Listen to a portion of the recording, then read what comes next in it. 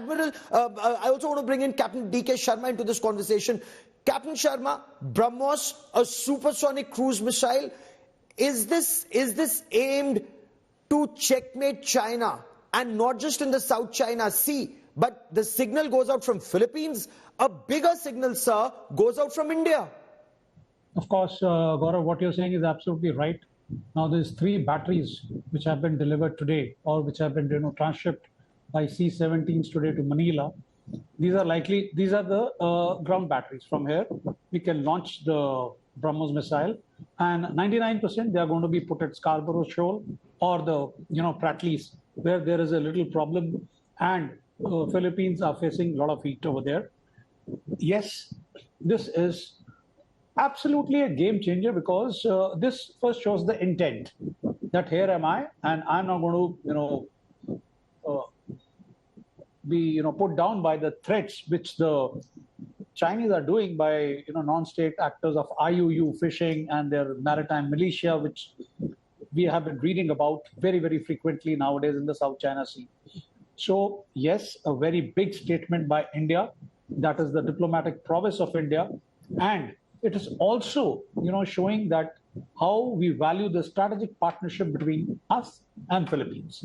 And also it will also give the signal to other littorals of the South China Sea that India is here to extend the help, whether it is by hardware or by the soft power. So that is what I have to say. Okay. Shiv, Philippines is not limiting its order just to 3 batteries. There are reports that there could be a follow-up order, and this time from the Philippines Army. And as Captain Sharma was also mentioning, and Professor Brahmachelani, there are other countries, including Vietnam and Indonesia, who are interested. So these are countries impacted by an expansionist China.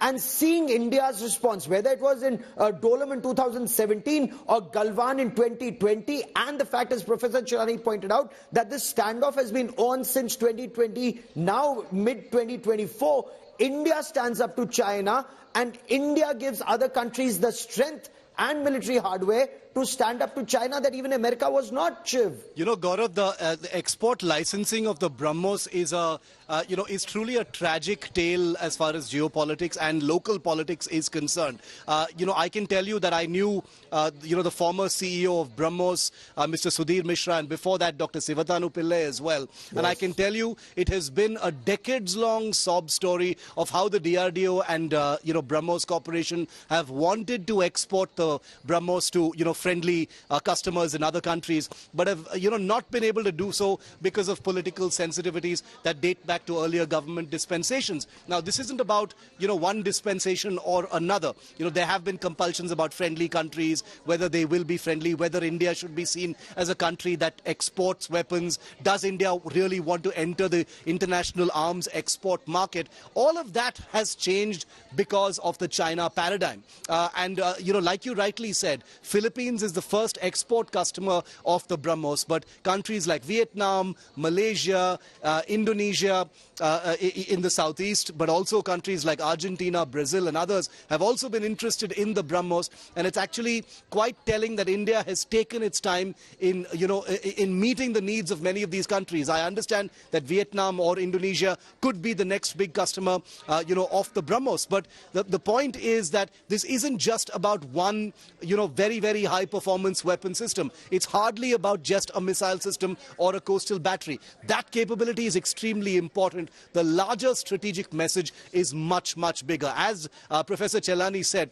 India is the only country that has militarily locked horns with China, either willingly or per force, like we've seen in Ladakh. But the fact is, by sending these missiles to a country like the Philippines that has a direct interface over the South China Sea, with a country that only believes in hegemony, India has sent out perhaps the strongest message about the levels to which it is willing to go against China at this time.